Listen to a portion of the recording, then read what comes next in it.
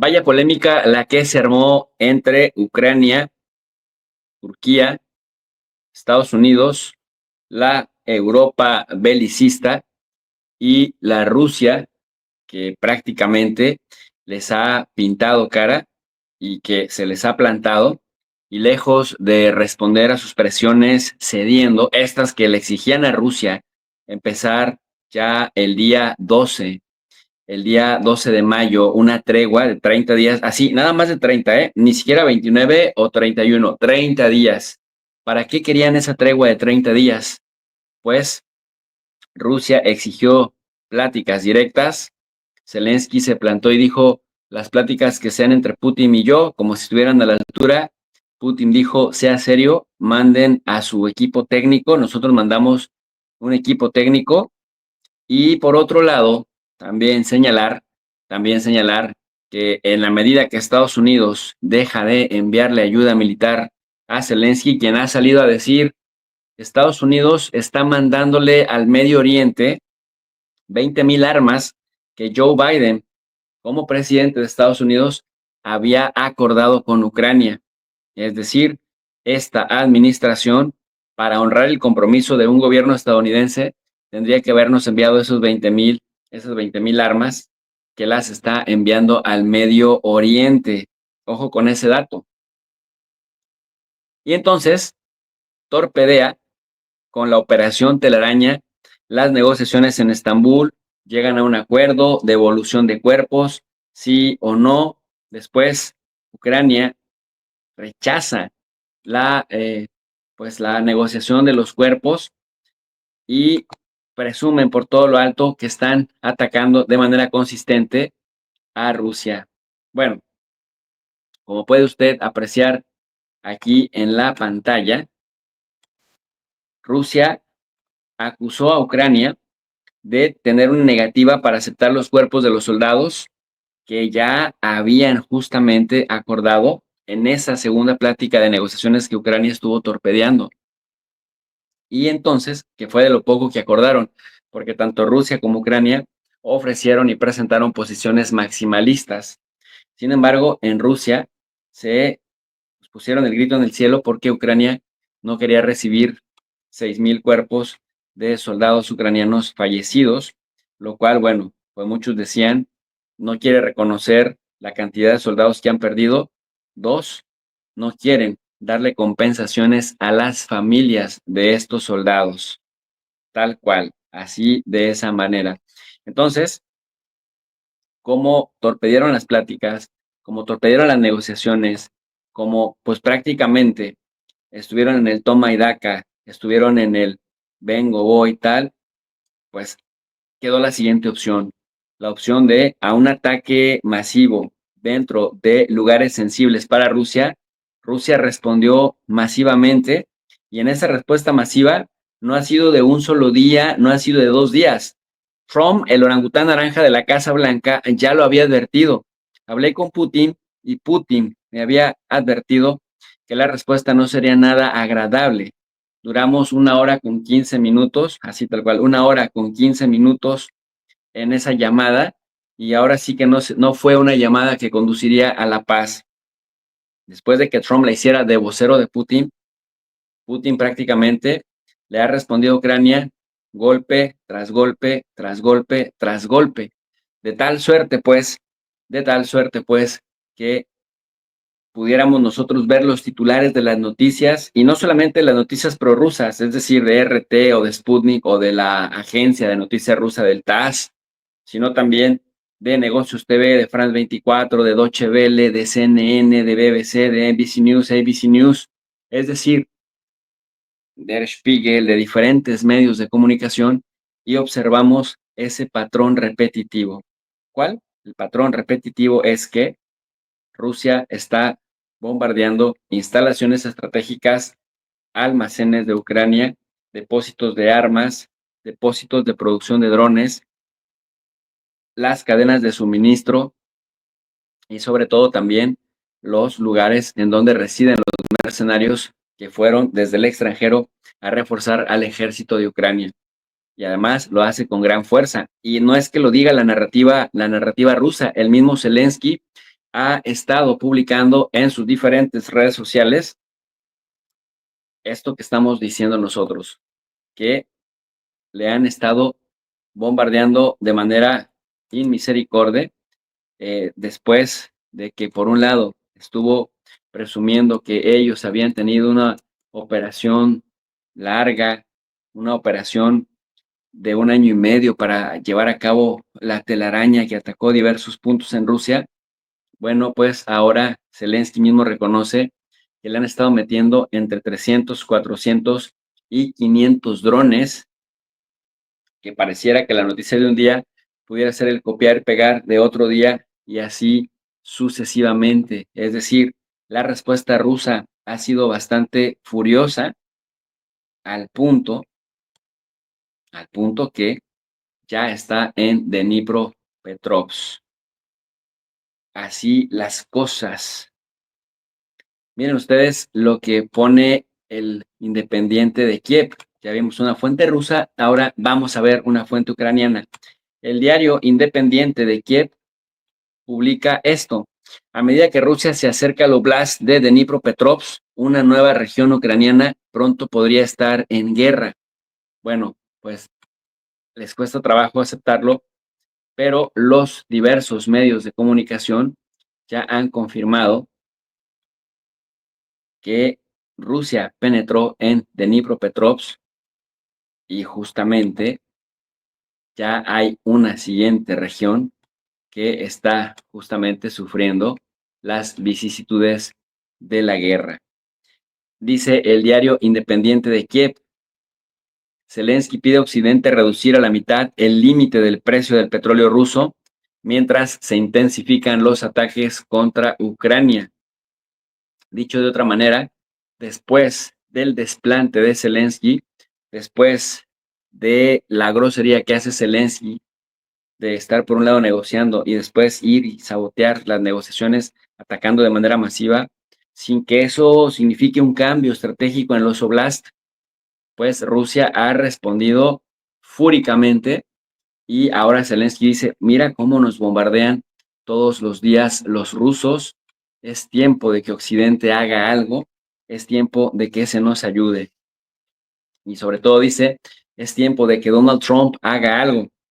Pero el orangután naranja de la Casa Blanca está bastante entretenido en ver cómo fastidia al gobernador de California y está pues bastante entretenido Donald Trump también viendo cómo puede fastidiar a México, vinculando a la presidenta mexicana, lo hace la secretaria de Seguridad de Estados Unidos, dice que Claudia Sheinbaum está instigando, dice, las protestas en Los Ángeles.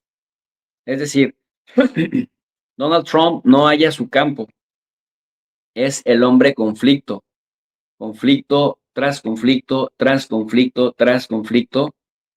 Quieren prácticamente decirle al pueblo que él está haciendo bien las cosas, que solo él puede hacer bien las cosas. Y ojo, que son los mexicanos quienes están detrás de todo esto. Déjenme les comparto lo que publica este día también el The New York Times, que dice, están tratando de vincular las protestas con México, con banderas mexicanas, y esto que tiene que ver con Ucrania, bueno, pues que a Donald Trump se le va cayendo el control de poder hacer algo en Ucrania y quedaría como perdedor. Por lo tanto, se va con la cadena más débil, con el eslabón más débil de la cadena. Y el diario The New York Times hoy le publica esto. Dice, las protestas de Los Ángeles están rodeadas de imágenes falsas y teorías conspirativas.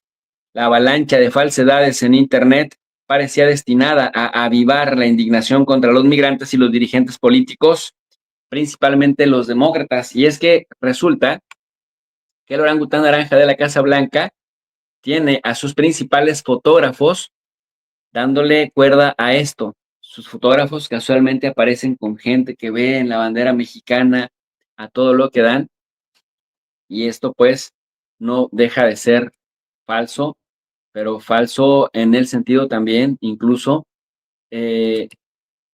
pues de que intentan vincular la protesta a México para meterse con México.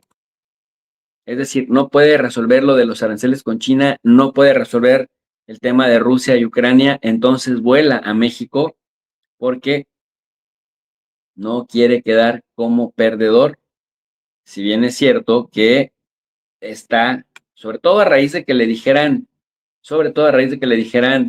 eh, pues básicamente taco. Ustedes dirán, profe, pero taco, ¿qué significa? Bueno, pues taco es ni más ni menos que lo que comemos los mexicanos, pero en el contexto aplicado al orangután naranja de la Casa Blanca, taco significa Trump always chickens out, siempre se acobarda. De esta y otras cosas, de esto y otros temas, hablamos hoy con Negocios Televisión, con Sergio Fernández, que tuvo a bien justamente invitarme para discutir ambos temas. Por un lado, los ataques de Rusia contra Ucrania y por otro lado, el tema de las protestas en Los Ángeles. Así que sin más ni más, vamos a escuchar el análisis, si les parece. Ya oficiales por parte de Reino Unido, pero si os parece, empezamos mirando a Ucrania. Jesús, si te parece, empezamos contigo tras este ataque masivo en Kiev, esta operación telaraña de hace, bueno, poco más de una semana que empieza a obtener una respuesta. Te quiero preguntar por esto, Jesús, ¿en qué punto ves el conflicto en Ucrania y si crees que Rusia se va cobrando poco a poco su venganza después de lo que pasó hace unos días? Sí, bueno, definitivamente estamos en una etapa, en un momento en el que Zelensky está pues dando pasos desesperados, intenta llamar la atención y crear material, crear contenido para que la narrativa pueda profundizarse en dos sentidos. La primera, decir que Ucrania sí tiene cartas que jugar, a diferencia de lo que Donald Trump decía que no tenía las cartas en Estados Unidos, generar una especie de justificación para que entonces los miembros de la OTAN en Europa puedan también justificar su incremento de gasto militar, es decir, aplicar ese aumento ya no al 2% del gasto público equivalente a su Producto Interno Bruto, sino al 5%, y que aunque muchos tendrán dificultades y ya tenían dificultades para siquiera alcanzar el 2%, bueno, pues llegar al 5% requiere de una buena justificación, de una gran argumentación y contraargumentación para aquellos que sean detractores al interior de las naciones de la OTAN y de la Unión Europea. Y en este sentido, pasar, según las exigencias de Donald Trump, que Mark Rutte ha hecho suyas, como si fuera una iniciativa propia, cuando Estados Unidos hace tiempo viene empujando a Europa a que gaste más en defensa, bueno, pues no se entendería en un contexto pacífico, no se entendería en un concepto de calma, y entonces dan golpes mediáticos, propagandistas desesperados, como esta operación telaraña, que uno no cambia la situación en el frente, es decir, Rusia va avanzando como unos 600 kilómetros con respecto a unos 18 o 20 kilómetros por parte de Ucrania, y ya pues rebasó las fronteras de Dnipropetrovsk, sigue avanzando en Sumy, va asegurando más posiciones en Kharkov, y menciono estas tres en particular porque estas no son las cuatro que ya se habían anexado, Donetsk, Lugansk, Zaporozhye y Gerson, sino que son parte de las que en un principio se creía serían de alguna manera territorios para negociar con Ucrania, un cinturón, un cerco de seguridad, pero también está la otra corriente de analistas que sostienen que quizás, Sergio, sea el principio de la materialización de la idea de la Novorosilla, es decir, que junto con las cuatro provincias ya anexadas, el sumar Kharkov, el sumar Sumy, el sumar Mykolaiv, Dnipropetrovsk y Odessa, que sería la joya de la corona, estarían materializando la idea de la Novorosilla, que sería prácticamente el estrangulamiento en el mediano y largo plazo para Ucrania.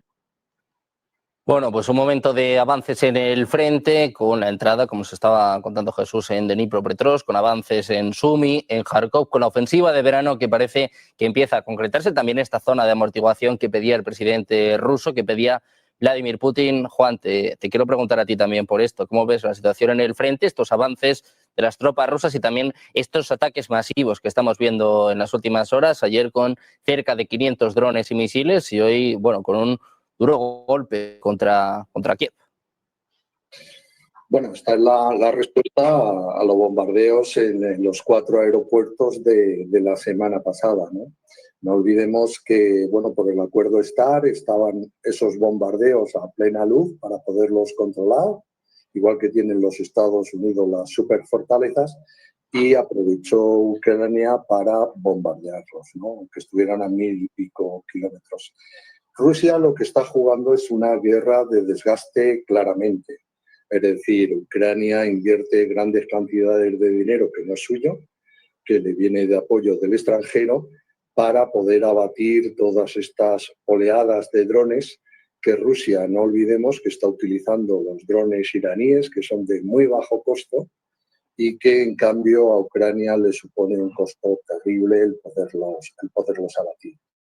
Las declaraciones del viceprimer ministro ruso diciendo que además de todas las condiciones expuestas volvían a la posición de que la OTAN debe abandonar los territorios de los países bálticos, ha vuelto otra vez a ponerse encima de la mesa, lo cual ha descolocado un poco a los negociadores de Ucrania.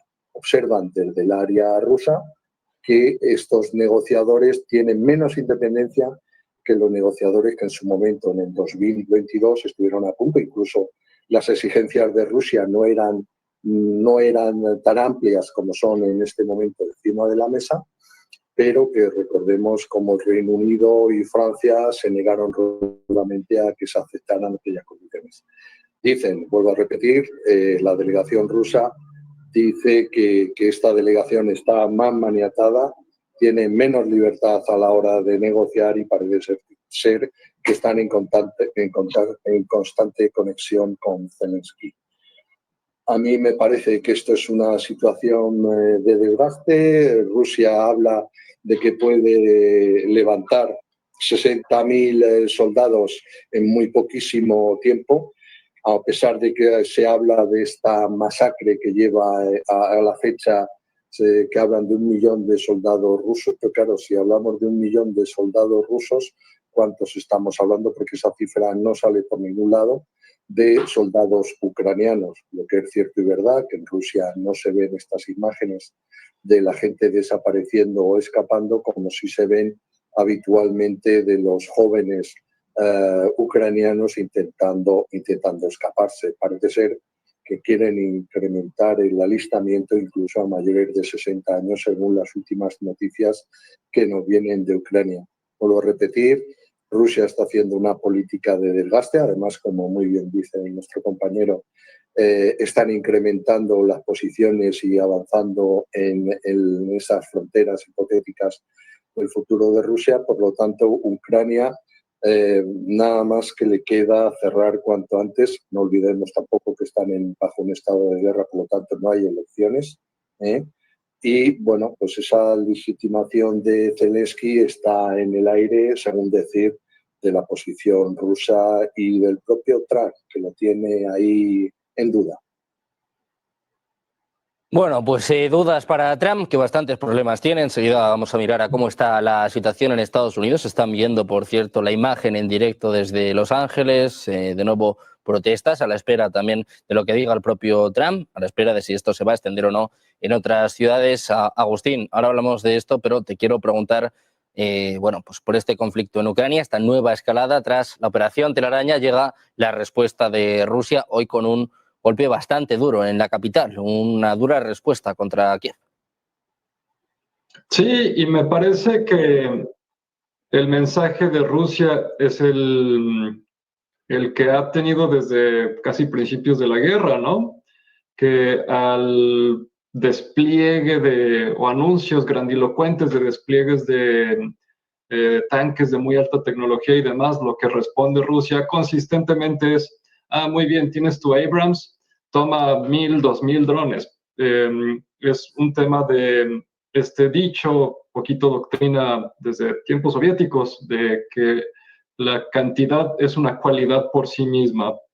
Y en términos particularmente de guerra de drones, hay que recordar eso, que sí realmente sí es un tema de desgaste, por supuesto, pero particularmente las guerras de drones son un tema de eficiencia, de costo, de costo del dispositivo contra lo que te cuesta defenderte contra ese.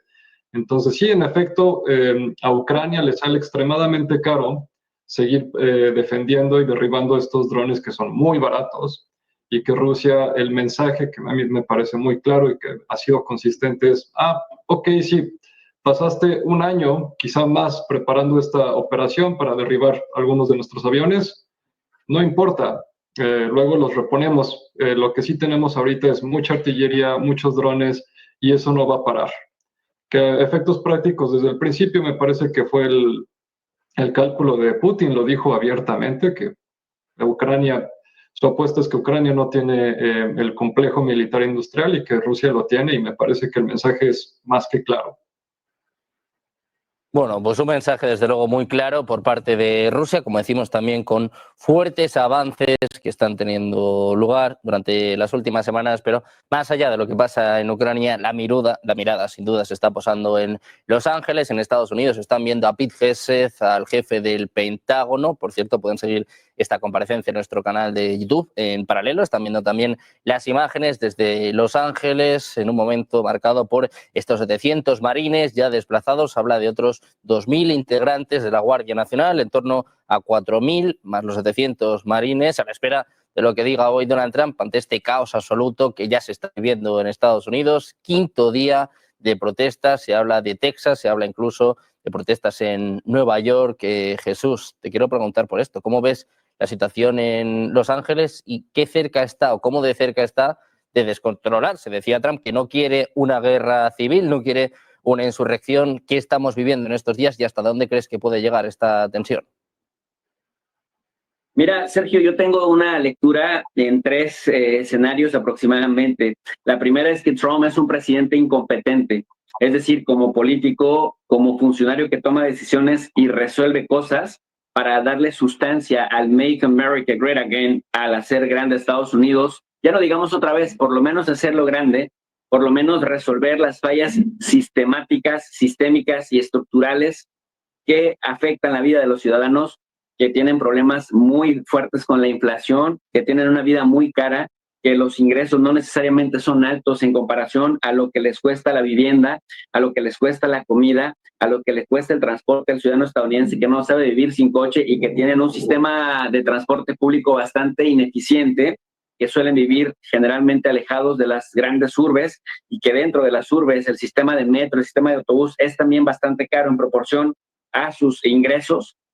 Me parece que entonces Donald Trump crea un escándalo, polariza, no termina de cerrar un escándalo cuando ya abre otro, es decir, por ejemplo, el escándalo con China de la guerra arancelaria, el escándalo con Rusia de decir que Putin está loco, que Putin bombardea injustificadamente a Ucrania, a pesar del contexto de la guerra que tiene 3 años por lo menos, el hecho de que diga que Estados Unidos fue el que ganó la Segunda Guerra Mundial, como si los falsarios de la historia fueran los rusos, cuando todos sabemos que Estados Unidos ganó la Segunda Guerra Mundial solo en Hollywood, pero no en la vida real, y que también hizo una cosa loca con Canadá.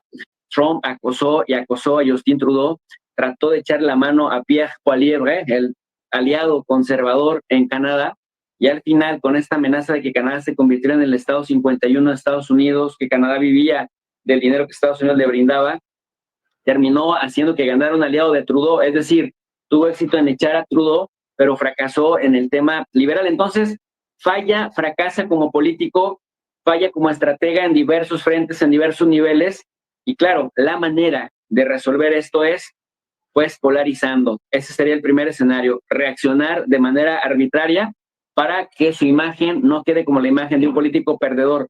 Dirá, si no he podido hacer a Estados Unidos grande otra vez es porque tenía muy poco tiempo para hacerlo y porque el mundo está incendiándose y tuvo que arreglar primero otros asuntos antes que estos. En segundo lugar, ve un potencial rival, a un principal competidor por la presidencia para el 2028 en Gavin Newsom, el actual gobernador de California.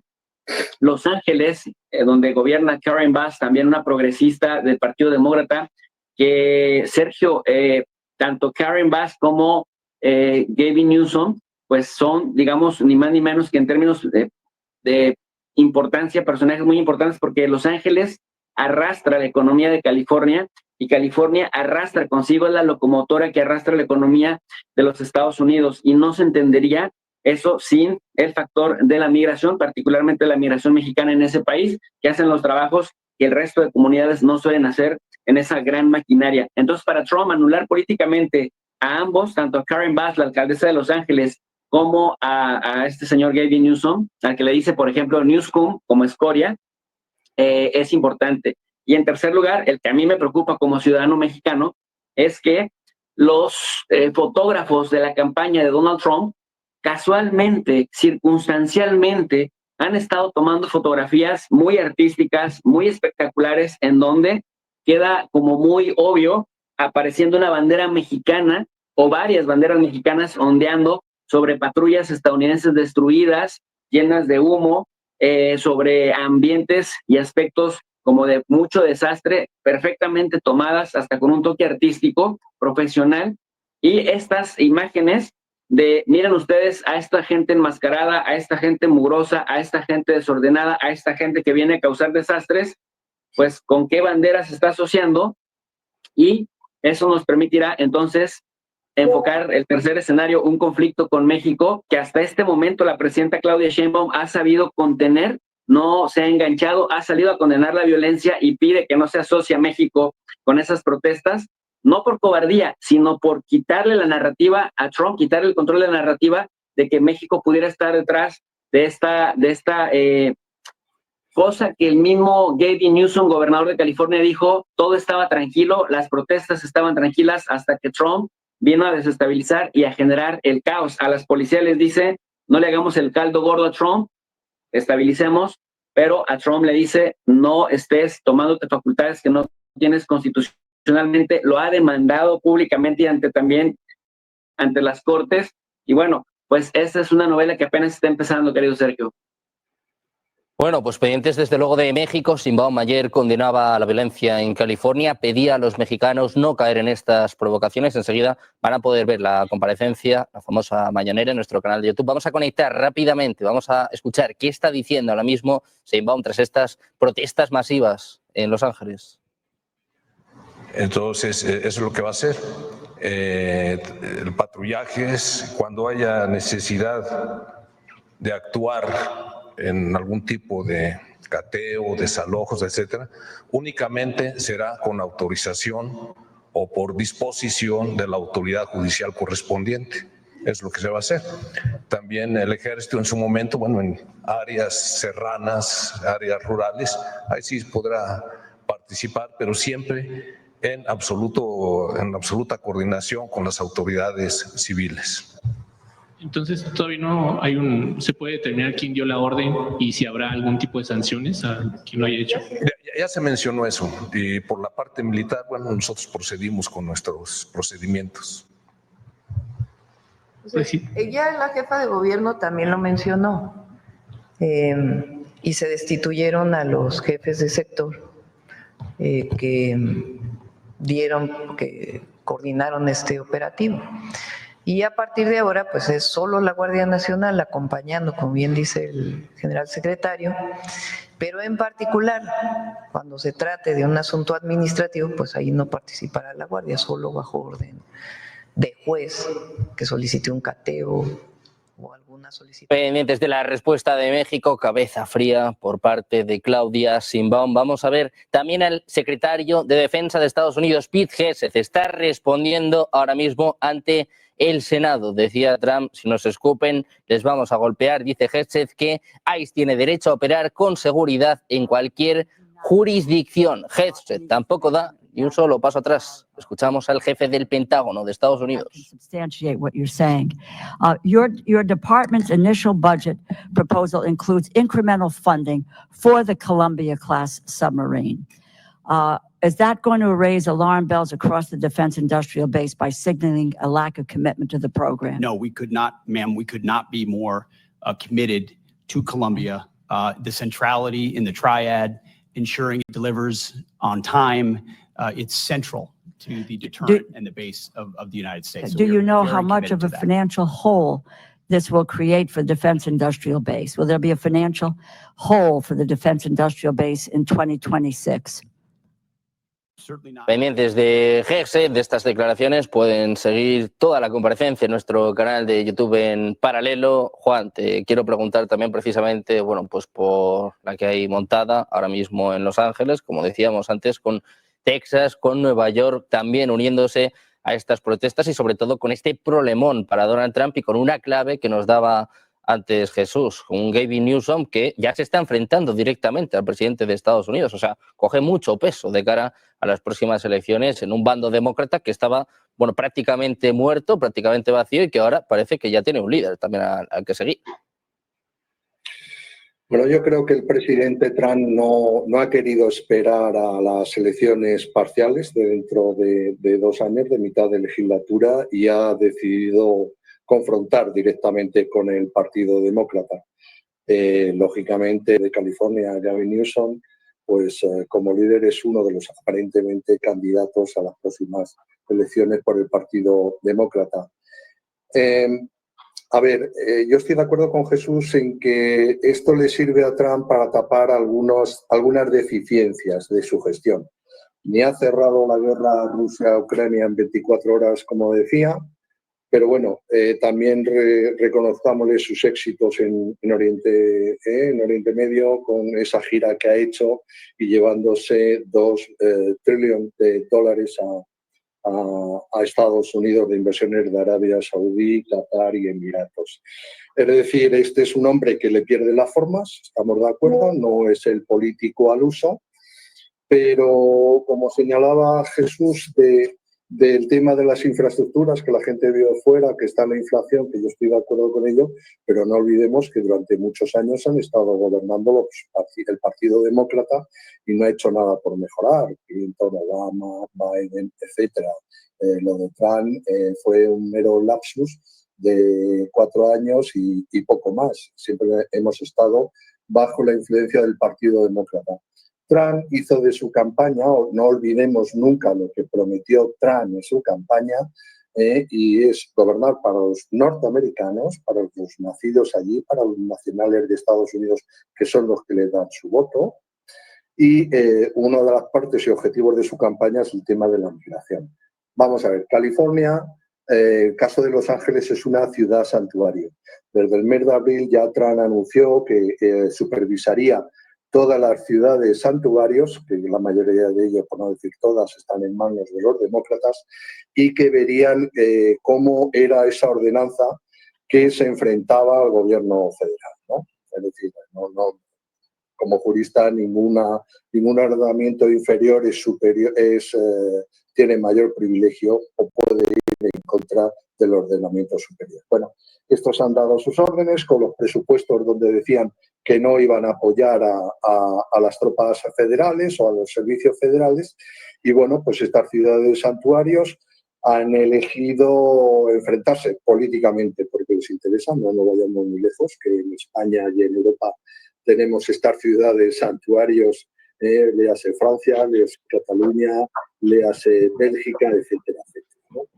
Fijaros que en California la gran parte de la población, en efecto la mayor emigración es mexicana, pero ha desbordado en los últimos años, desde 2000 hacia acá, que es población asiática, la mayoría en California junto con México. No es población latina, no es población de Honduras, ni El Salvador, ni Guatemala, ni Colombia. No. Son chinos, filipinos, vietnamitas e indios. Esta es la gran población de esos 10 millones de emigrantes que mantiene California. Creo, por no extenderme más, esto es una lucha a muerte de Trump, una lucha a muerte contra el wokismo. No olvidemos que interviene todas las universidades de la Ivy League por ese movimiento demócrata que se había sustanciado en todas las universidades de la élite. Ese cambio de paradigma en la sociedad americana, por la cual ha votado en contra la gente que ha apoyado al presidente Trump, y él se ve cargado de toda legitimidad, aunque repito que le pierden las formas, de toda legitimidad para poner orden. No han sabido, yo creo, el gobernador de California no ha sabido controlar las circunstancias en las calles de Los Ángeles. Creo que le han dado una oportunidad de oro al presidente Trump para intervenir. Y bueno, ahora va a ser complicado que vuelvan a las bases y tal, porque yo creo que el presidente Trump ha mordido y no va a soltar la pieza. Bueno, pues Donald Trump, que tiene claro que va a seguir adelante, ponía un mensaje en sus redes sociales diciendo que si no hubiera sido por él, si no hubiera enviado a las tropas, Los Ángeles estaría ardiendo en estos momentos. Agustín, te quiero preguntar a ti también por esto. ¿Cómo ves estos violentos disturbios en Los Ángeles que amenazan con expandirse a otras ciudades y con un Donald Trump que, bueno, como nos estaba explicando ahora Juan, tampoco es que se esté achicando, todo lo contrario, ¿no? Va adelante y además ahora, bueno, pues enviando 700 marines, veían antes las imágenes. Hay que recalcar que es exactamente la misma retórica que se utilizó durante el primer término de Trump, cuando a Trump le tocó enfrentar un movimiento de protestas mucho más grande y mucho más violento, que fue durante el Black Lives Matter, y que en ese caso sí que hubo bastantes disturbios, sí que hubo bastantes enfrentamientos. Digamos, la cosa se calentó mucho con las protestas a raíz del asesinato de George Floyd.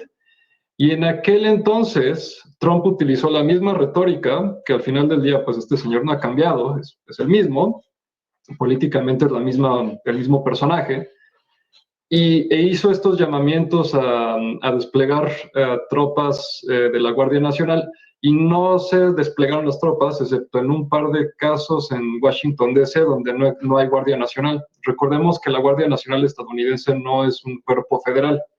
La Guardia Nacional son cuerpos estatales, cuyo comandante en jefe técnicamente es el gobernador. Entonces, en este caso, lo que tenemos de distinto es que Trump cruzó un límite que por mucho tiempo ha sido tabú en la política estadounidense, que es el tema de la federalización de tropas estatales. La Guardia Nacional de California técnicamente no debe desplegarse si no es por orden del gobernador. Y a pesar de que en el movimiento de Black Lives Matter, Trump le pidió a Newsom en aquel entonces que desplegara la Guardia Nacional, no lo hizo, y Trump no cruzó el Rubicon para federalizar la tropa californiana. En este caso lo hizo, y el problema es que estamos es una medida sumamente impopular para los republicanos. Recordemos que parte del espíritu republicano es un federalismo mucho menos centralizado. Entonces, a pesar de que ciertamente digamos que Trump lleva dos acciones al hilo que van en contra del espíritu republicano. Uno, que es pasar este presupuesto que va a aumentar muchísimo la deuda, que es algo que no le gusta a los republicanos, seguido de este tema de federalización de tropas estatales, que es algo muy impopular con la mayoría de los estados republicanos, que no les gusta un gobierno federal tan centralizado. Entonces, eso va a ocasionar muchísimo más dudas, y por eso también vamos a tener más cuestionamientos del trabajo de Pete Hegseth. Y nótese que no se puede federalizar la tropa de la Guardia Nacional de forma indeterminada. Ahorita tienen derecho a 60 días, pero si quieren mantener tropa militar, van a tener que declarar que hay una insurrección, en cuyo caso Estados Unidos estaría aceptando que está en casi una guerra civil, lo cual va a pegarle mucho a los mercados. Y si Trump ya tenía presiones por temas de inflación, por temas de costo de vida, una declaración de insurrección ciertamente no le va a ayudar. Entonces, por lo pronto, yo espero que no dure demasiado este asunto, que, digamos, lleguen a un acuerdo en las próximas semanas, para que, pues sí, las protestas no van a parar, pero por lo menos que no lo escalen, porque políticamente le puede ayudar a Trump la escalación, porque es lo que le gusta, hacer caos y salir en las noticias, pero el costo económico y reputacional de Estados Unidos puede ser muy, muy grande. Y no creo que eso le vaya bien pensando en las elecciones dentro de 2 años. Bueno, pues con el mundo pendiente de Estados Unidos, con estas imágenes desde Los Ángeles, de momento calma tensa a la espera de lo que pase de nuevo en la noche de hoy. Os quiero preguntar también, bueno, pues por otro tema importante, si os parece, ponemos la mirada en la OTAN, hoy con la Unión Europea anunciando el 18º paquete de sanciones contra Rusia. Hablaba de prohibir el Nord Stream, de bajar el tope del petróleo ruso hasta los $45 por barril, mientras ayer en la OTAN, Mark Rutte, el secretario general, decía que Rusia va a estar lista para un conflicto directo dentro de 3 o 5 años. Alemania también, bueno, insistía en este sentido, decía que van a poner a prueba el artículo 5 de la OTAN. Te quiero preguntar por esto, Jesús, este rearme masivo que estamos viendo en Europa y sobre todo, bueno, estas declaraciones alarmistas, ya no solo por los aliados, sino también por el propio secretario general. Sí, el secretario general de la OTAN argumentaba que teniendo pues 25 veces una economía mayor, lo que es el grupo de la OTAN, que Rusia estaba produciendo, si quitamos a Estados Unidos de en medio, 3 veces menos armamento que Rusia. Ahora que Rusia tiene una economía de guerra, pues básicamente dice Rusia está produciendo mucho, decía por ahí Agustín, y cosa que estoy de acuerdo, está además produciendo barato y hay que pues agregarle lo caro que le cuesta al adversario defenderse y también a los patrocinadores del adversario defenderse al ritmo de una guerra que cada vez se intensifica en mayor medida. Y como decía hace un momento Sergio, lo preocupante y que aquí me parece que también la población europea tendría que estar al pendiente de las decisiones que toma esta cúpula, tanto en la Unión Europea, que cada vez se parece más a la OTAN, a pesar de que es una alianza regional que tenía otros fines en sus orígenes, y que con una exministra de Defensa, como es Ursula von der Leyen, de dudosa ética y de dudosa procedencia, este empecinamiento en vincularse con Mark Rutte, hacer suya una idea que desde Estados Unidos les están empujando desde la época de Donald Trump, incluso desde Barack Obama, de que aumentaran su gasto. En aquel momento era por lo menos al 2%. Ahora viene Trump y los empuja hasta el 5%, y lo peor de todo es que están tratando de asimilar la idea como si fuera propia. Me parece que no todos, ni siquiera la mitad, estarán en condiciones para hacerlo, pero hacerlo, intentar materializarlo, implica arrancarle derechos sociales que las sociedades europeas habían conquistado. El tema de las jubilaciones decentes, las pensiones decentes, el tema de la educación, la sanidad, ¿no? La seguridad pública, la infraestructura en muchos países de Europa bastante desgastada, bastante descuidada, y pues si en este momento, con las cantidades que se gastan en defensa, no se está logrando, digamos, erradicar las desigualdades, o por lo menos que ese gap, esa brecha que había entre la clase alta, muy rica, y la clase baja, que cada vez aumenta, pues no se podía acotar, pues ahora destinándole más recursos a las grandes empresas del armamento, que se están frotando las manos, a costa, porque el dinero tiene que salir de algún lado y los recursos son finitos, entonces se tiene que quitar de algún lado para invertirse en el otro. Y me parece que en ese contexto la intensificación del frente ucraniano me parece que les es bastante conveniente y bastante pertinente, porque como Francia lo hizo hace un tiempo, el mantener una economía de guerra es ya no hacer que las cosas giren en torno al individuo, sino hacer girar a los individuos en torno, en este caso a la guerra, para la defensa de los estados. Un escenario muy complicado y muy complejo, porque se va a tener que evaluar hasta dónde conviene despojar de derechos sociales a la gente por pues esta supuesta idea de la defensa, Sergio. Bueno, pues es uno de los debates, sin duda, que se van a implementar en los próximos años, este gasto en defensa, cómo repercute al gasto social y también a la libertad, a los derechos de las personas. En un momento en el que hay que mirar a la OTAN, en el que seguimos mirando, aunque sea de paso, al conflicto en Ucrania, vamos a volver a mirar al Banco Mundial. Una de las citas clave del día de hoy eran estas previsiones económicas con China, que parece que se salva con los problemas para Estados Unidos. Nos va a contar la última hora, todas las claves, nuestra compañera Alma Navarro. ¿Qué tal? Alma, buenas tardes. Muy buenas tardes, Sergio. Vamos a contar en profundidad cuáles son esas claves sobre el crecimiento mundial que ha aportado el Banco Mundial en la actualización de previsiones que se ha publicado esta tarde. La conclusión global es una caída en 4 décimas del crecimiento global para todas las economías del mundo. Pasa el crecimiento global del 2,7% al 2,3%. ¿Qué cita el Banco Mundial a la hora de llevar a cabo esa rebaja en el crecimiento? Pues de forma muy clara, las tensiones comerciales y la incertidumbre como principales razones. A nivel global, para 2026 se proyecta un crecimiento mundial del 2,4%, como les estamos contando, un dato inferior al 2,7% previsto en enero. En 2027 se espera que la economía mundial crezca un 2,6%. Además, el Banco Mundial reduce la previsión de crecimiento de Estados Unidos para 2025. Ojo, la mayor reducción, 0,9 puntos porcentuales hasta el 1,4%, mientras que se proyecta que la economía de la eurozona en este caso tenga también una rebaja de crecimiento, pero inferior, aunque también el crecimiento global es inferior. Se espera un 0,7% frente al 1% de crecimiento previsto en el mes de enero. Por su parte, la previsión de crecimiento para China en 2025, ojo, porque China se salva, se mantiene intacta en el 4,5%, es lo mismo, 4,5% de crecimiento para la economía china que pronosticaba el Banco Mundial en su anterior informe del mes de enero. La alta y persistente incertidumbre política, en particular en el ámbito comercial, podría provocar, dice el Banco Mundial, un debilitamiento mayor de lo previsto en la inversión, el comercio y la confianza.